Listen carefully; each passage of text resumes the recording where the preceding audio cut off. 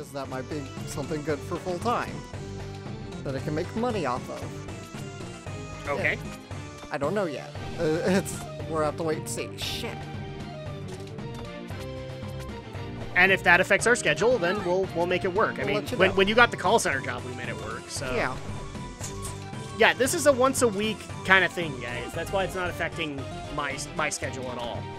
Because whereas we only record once a week, I'm doing recording sessions probably 2-3 times a week. Just to cover all that stuff, and usually it's just 2. Because I have to make it all work within confines of my own schedule. But there you go. I've answered the question. I don't want to get it anymore.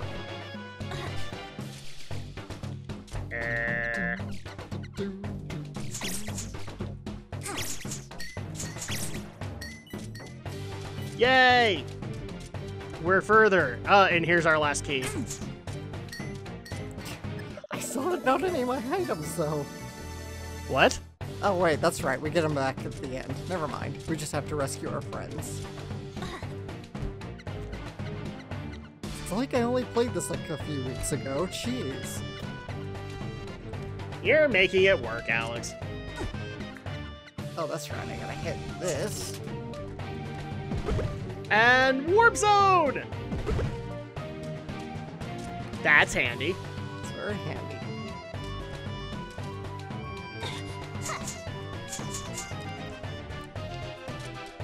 Oh, I should also approach that too. So we actually did get asked, so we've noticed the new Q&A session videos that are happening. When do they happen? Every 3 or 4 weeks. Yeah. Every 3 or 4 weeks. So we will let you know via Twitter and Facebook when they're going to happen. I'm trying to get better at setting them up like days and days in advance, so. Well, you and me both, because basically as soon as I put up the stream, is usually when I notify Facebook and Twitter and all that. Shortcut. Yeah, would it be a shortcut just to come back here? Yeah. So yeah, we will let you guys know, but it's like every 3 or 4 weeks is when we can make it work.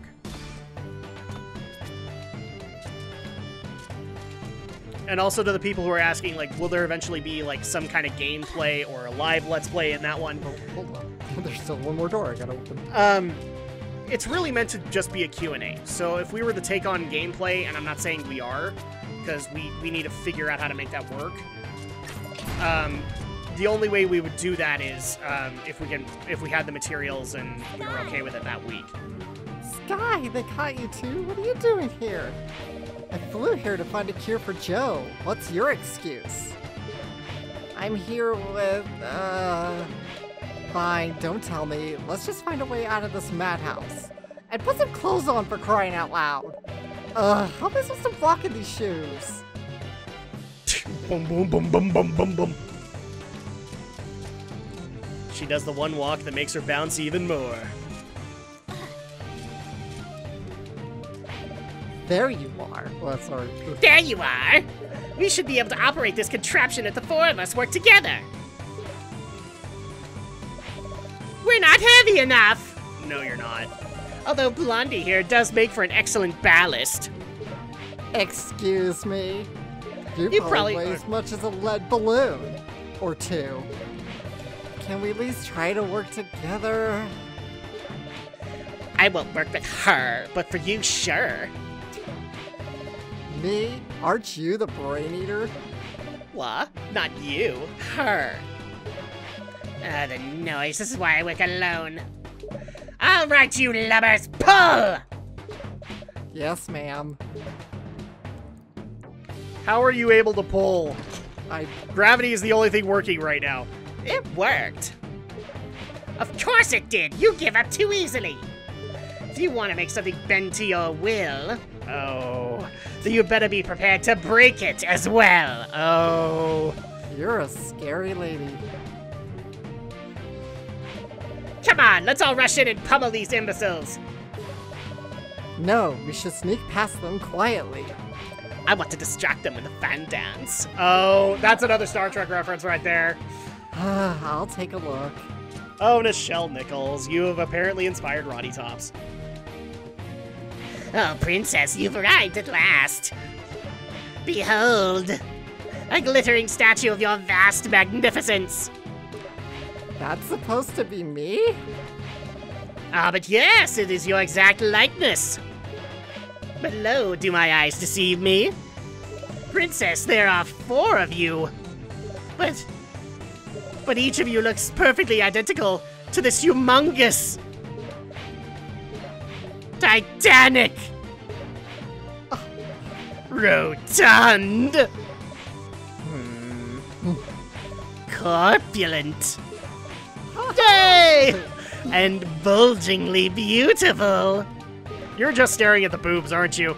Pleasingly plump statue. That's it. Ranger Strout!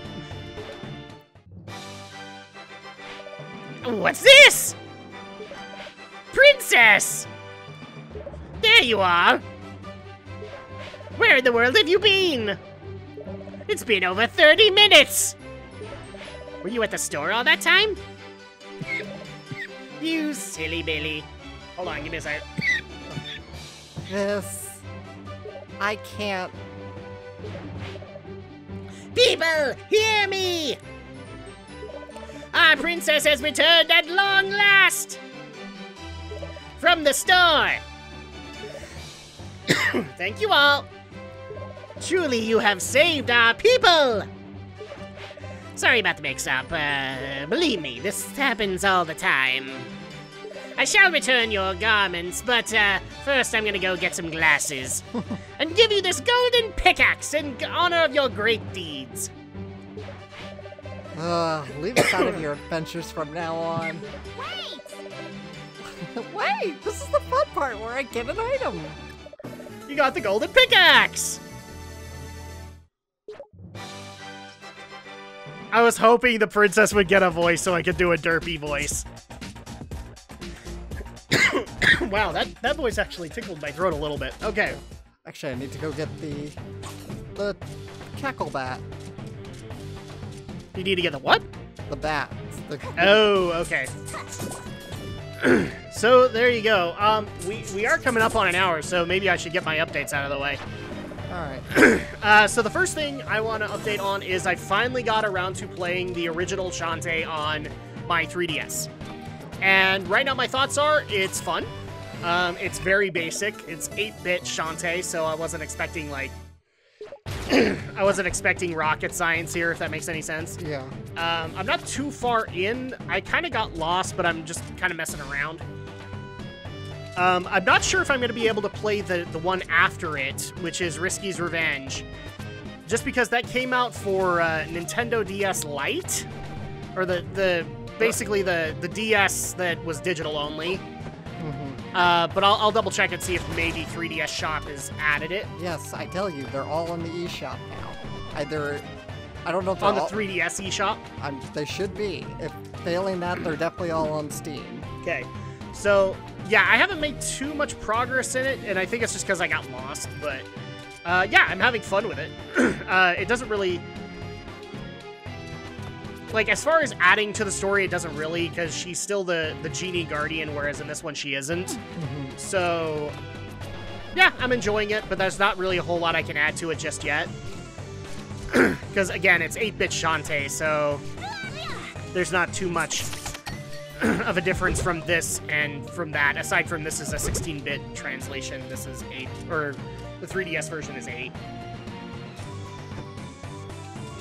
I don't even think I've come across any of the major characters in that game aside from the Professor. I don't think I've come across Sky or Risky or any of that. And I think Risky won't even come in until the sequel, so... No, Risky's your nemesis through the whole thing.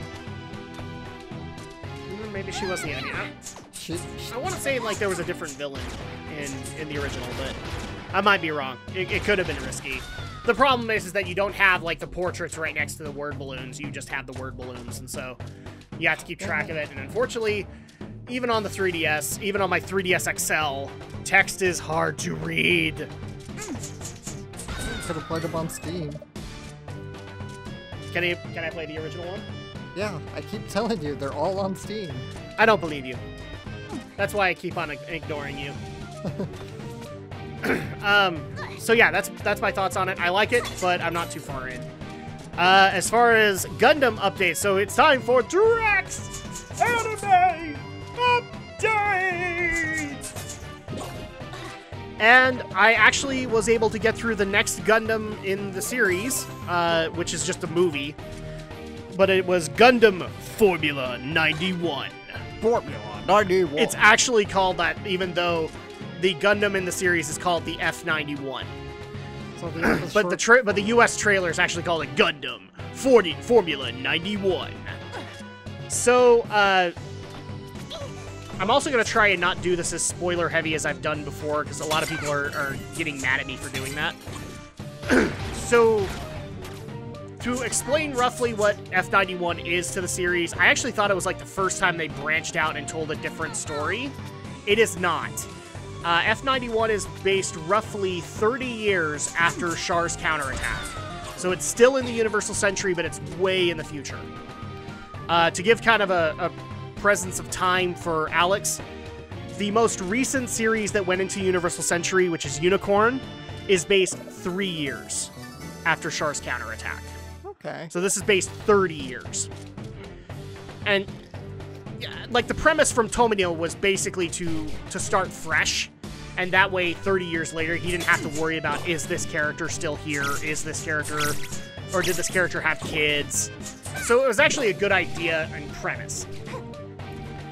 The downside, however, and I actually don't mind this too much from the movie, but it is a problem, I can see it, is it's a movie that's trying to tell the story of a 40-episode Gundam season. And I literally mean that, because there are actual points where this is how the story basically feels it's being told. You need to see this crucial plot point. As soon as you've seen it, jump cut to the next essential thing you need to see. But the downside, unfortunately, is that you miss out on all of the character development that happened in between that. And so Tomino is basically assuming that you're assuming there's character development. And it's unfortunate, because I would like to have seen a lot of the development with these individual characters. Especially the main character that we had, Seabook Arno, that's literally his name. Go ahead and go. What's this? A golden pickaxe from the princess? Can I have it, pretty please? Such incredible craftsmanship. We'll have this cleared away lickety-split. You gave the golden pickaxe. 3 hours later. Wow, with these ruins out of the way, I can see all the way to the horizon. And look at these chubby green birds. Ah, those aren't birds. Monsters, run! Oh! There you go. So yeah, a lot of the development that happens with the main character, Seabook Arno, you don't get to see. And so at that point, it's hard not to go down the same line as I have with Amuro and all the other characters, where he's emo. Except he isn't. His character is actually kind of balanced. He does have emo moments, don't get me wrong, but he's not too bad. But yeah, that's the problem with the movie, is that it's trying to cover about 40 episodes of the anime, and there was no anime. It was just a movie. They condensed it all down. The other thing that made me laugh was the villain of the series, you know, the masked villain, is literally called Iron Mask. And he's got, like, oh my gosh, his helmet is just something to behold. I actually have to show Alex a picture of it, because it's freaking amazing. But the story basically follows Seabook as he's a engineering student at a colony that has since been invaded by the Crossbone Vanguard. Oh, watch this. Looks like an ordinary death pit, right? I said, looks like an ordinary... There we go. Behold, secret pit! I don't answer to you, buddy. Let's see, so Gundam F91. I'm here, you Iron Mask, here we go. piece of bat shit. Yeah, here we go. So that's the mask that he wears. Oh, cool. It's like a mix between Shar Aznable and an ancient Egyptian pharaoh. I am the pharaoh! Indeed, you are, Atem. You are indeed.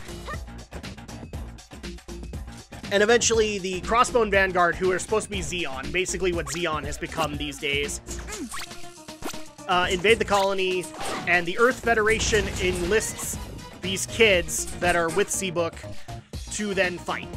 And the way they do that is because they're able to find an old model Gundam that was prototype called the F-91, which is based on biocomputers. And yeah, there you go. We have a Gundam series. The one major difference is that I could tell from like other Zeon-esque stories is where you do have like that dictatorship where people just want to rule over people. Right. Eventually, Iron Mask does take over, and he basically wants to obliterate all mankind. So he's eventually created machines that literally hunt down human life or human biosigns and will just eliminate them. Because he's now officially decided that man is too good, or isn't good enough for the world that they had, and thus when Earth is restored, because nobody's living on Earth anymore, humans don't get it. Oh yeah, the usual humans are bastards. Yeah, humans are bad, we are good because we are from the colonies and we know best. Let's completely ignore the fact that we are humans ourselves, because we know better. But overall, as corny as this might sound, and as much as I've talked about the negatives, I enjoyed it. Like, I didn't like the fact that it was condensed or anything like that, but I enjoyed the animation. I enjoyed the character development that I did get. I actually enjoyed the F-91 as a mech, or as a Gundam, because it feels like that first ever Gundam Son of a bitch. that is supposed to go to like godlike powers of energy. The only way that I know how to explain it is like the RX-78 doesn't feel as powerful as the Wing Zero. But this is like starting with the Wing Zero from the get-go, and it just evolves as you go. Because they keep on unlocking new abilities that the F-91 is able to do. And I'm okay with that, because even though I'm seeing the exact same mobile suit over and over and over, at least I'm getting a new tidbit out of it every time. So I did enjoy the animation. I did enjoy the changes that they made to it, because there are no Zakus. There are GMs, but they're evolved GMs. But obviously the thing that people want me to answer is, where does it sit in the rankings? So before this, it was Gundam 0080, Char's Counterattack, and I believe Double Zeta. No, Zeta was there. This is a solid second, so it's going to replace Char's Counterattack, and Char's Counterattack will move down to third. Okay. Because I enjoyed 0080's story a lot better than this, but as just an animation, I get to see really cool giant robots. It was fine. It was exactly what I wanted. By the way, it's Slicer! Metropolis Zone Slicers! See, and for a second there, I was going to go with the joke of, it's Slicer! The Sky Dragon! Well, that's Slicer, but... Yeah, I was adapting it. I wanted Yugi to say it. And we all established it was Slicer. Slicer, no slicing. Slicer, the executive producer. Yes. And we found ourselves a key! Yay! So yeah, there you go. Right now my standing is Gundam 0080, F-91, and Char's Counterattack. F-91. F Formula 91. One of these videos is going to be called Formula 91, and you guys will get why. Might as well just make it this one, where you're talking about it. Formula 91. And I'm actually excited for the next one that I'm going to be taking on. It's actually something that I've wanted to finish since it was on Adult Swim, and unfortunately is no longer there. Like, literally, I got to see a week's worth of this anime, and then they switched to the weeknight schedule. Oh, yeah? And Gundam was never shown on Adult Swim ever again. Oh. And that is Gundam 0083 Stardust Memory. I am looking forward to this one because, as of right now, it has probably the best opening theme song of every Gundam series I've ever seen. But also because I do like the OVAs in the Universal Century tell really good stories. And this one's supposed to be from the Federation's end. Slicer! Slicer, no slicing! I had enough of you in Metropolis Zone. Why are you here? I still need a key. I had one, but I used it already. Well, then that sounds to me like a problem for you. Well, yeah, it kind of is. Right? And yay, I'm getting texted right in the middle of our recording session. Well, of course you are. That sounds like that sounds like your problem now, doesn't it? That is a personal problem.